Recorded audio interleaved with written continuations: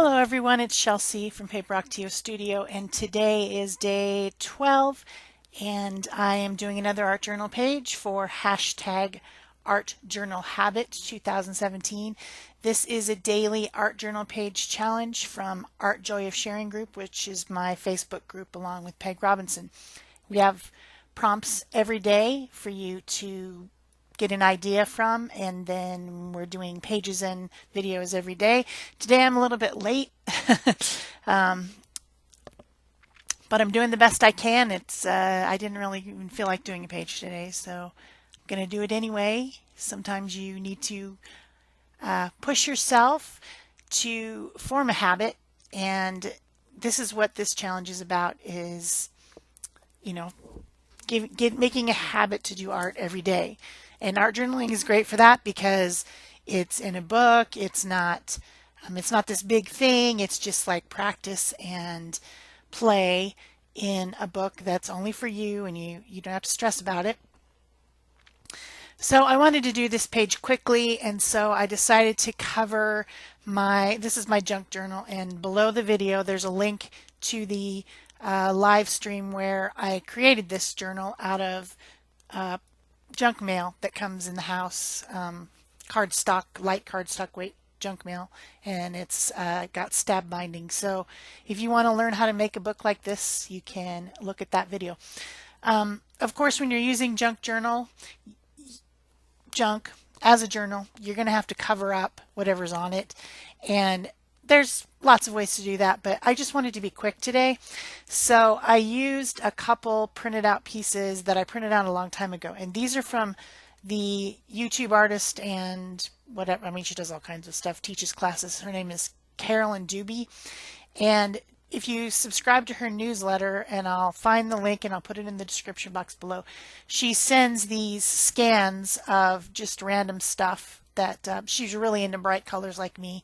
I really like bright colors too, and that's the reason I was originally attracted to her. Bright colors. And she just makes these scans and sends them out in her newsletter. She calls them Sparks of Artspiration, and you can print them out and do whatever you want with them. They're just, I think this one of them is a cleanup paper maybe, and the other one's just some mark making. I don't know. Anyway, I had printed them out and they were in my stack of papers, and I just decided to use those to cover my background.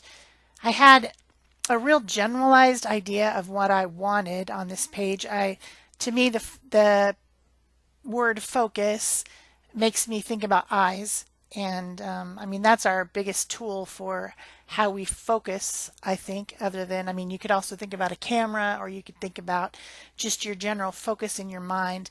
And I had a quote that I found on the internet that I wanted to use. Sorry about my throat. It's early morning. And I wanted eyes, I wanted the quote, I wasn't sure what else. So I decided to make a really colorful, kind of chaotic background, with the idea that it's chaos, and then once you focus on a specific thing, you can kind of get order out of the chaos. And so that was my concept for the page. I'm not sure if that's how it came out, but I was having a good time with mark making, and I used a few Marabou art sprays. There was quite a bit of white in and amongst these patterns of color, and so I just sprayed a little bit with some different colors of the Marabou art sprays. Those are the ones that are designed for mixed media because they're permanent when they're dry. So if you put something over the top that's wet, it doesn't smear. So I do like those a lot. I use them to splatter as well as spray, just to add some more chaotic color onto the page. And then I'm using some different dilutions colors, which I'm fairly sure that even the colors that Carolyn used on these papers as dilutions, she uses them quite a bit because they're so bright. They're so intense and vibrant and bright. So I kept with the dilutions, and I'm using some tubes, a tape insides tube, a spool inside tube, and then also a wooden thread spool to make round marks on my page. Why did I pick round? It's because I was thinking about that thing inside a camera or inside any type of a, like even like a scope or something that has that round thing and then it has the cross in it and that's where you focus. You know what I'm talking about. So that's how come I wanted round shapes. Also, I also like round shapes. Then I got some fluid acrylic. This is the High Flow from Golden. And I'm just making some drips down the page, which is another way of conveying focus because when you look at that page, the thing that your eye focuses on then is right in the center. It's a little trick to draw the eye, which is another kind of idea or version of focus, Just trying to go with the theme, not having such a clear picture of what I want other than I know I wanted eyeballs because that was my first thing that came in my head. So for the eyeballs, which I do end up putting on there, set that aside to dry. I did dry it with my heat tool some, and then it just really, there was so much gloppy paint on there that I needed it to dry anyway. So I set it aside and decided to draw onto a piece of old dictionary paper. I like these types of papers because they already have pattern. And I'm not really worried about what it says on there. I don't even know. I have no idea what any of those words say, but they have a pattern already. So it's not a blank piece of paper. And, no way am I having a blank piece of paper or very much white space at all ever because it's just not my thing. I don't like white space. I don't like a lack of anything. I like it to be full of pattern and color and chaos. That's really what I like about art. And I like that about mixed media because there is so many layers and options to make all these types of surprising and interesting shapes just by making layers. That's what I enjoy the most. So these eyes, I'm drawing them looking up. Why? Because I wanted to. I wanted to put them at the bottom of the page and have them looking up like they're looking up at the chaos and saying, oh, what should I focus on? So I started out with a pencil, and that's soft graphite pencils that I'm using. First I used just my regular clicky pencil, my mechanical pencil, which has softer graphite in it because that's what I put in it. It's a 2B, which isn't really soft, but softish, and I can smear it with my finger. Then I went to illustration pens. These are my Pitt pens from Faber-Castell. Have a lot of different brush size nibs in there, or there's a brush tip and then there's different nibs in there, and I think I used the small, or no, the medium and the small, I think. I used the small when I moved to doing the eyelashes. Then I got out my other graphite pencil, which is from Stabilo. This one is a water-soluble graphite, but it also really, you can really blend it with your finger. And that's a click eraser to kind of add back in highlights by erasing where I smeared the graphite. Of course, when you're smearing with your finger, you're not being precise. So trying to make shadows and highlights to give these eyes more realism. I'm not a realistic artist. I don't make realistic things at all. But if there was anything realistic, this is what I'm trying to do. Trying to have depth by adding the shadows behind where the crease would be. And then also if you're looking up, that little pocket underneath your eyeball where the eye is rolled up and it's poking out, I tried to create a highlight right there to give the idea of that that mechanical fact. That's what happens when you roll your eye up like that. The irises and pupils are up and kind of hidden behind the lid a little bit. And then I'm making eyelashes.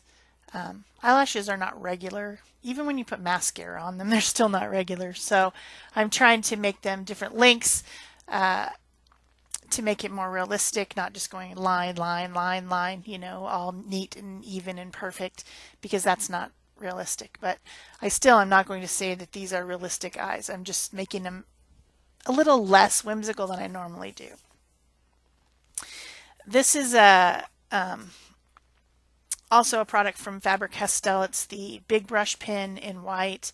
That's an India ink. And then I'm also going to use my brush pens, my Faber-Castell Pitt Artist brush pens, to add a little bit of color to the irises. I didn't want a whole bunch of color. I was trying to give contrast by having the eyes be on this black and white page. Well, black and ivory because it's pretty old paper, and the everything else being super bright and chaotic and crazy, and then having this strip of eyes be you know, more like the opposite, basically the opposite. So I'm adding some different colors of blue, green, and a little bit of a warmer tone of orange. Then I'm using the gray pen a little bit to add some more shadow and to darken up the iris a little bit. And then I use the white pen again to add highlights where the light would be hitting the eyes so that they look more shiny, which would be more realistic. And why did I make it opposite? Why was I trying to make it opposite of the chaotic page? That is, again, to bring focus.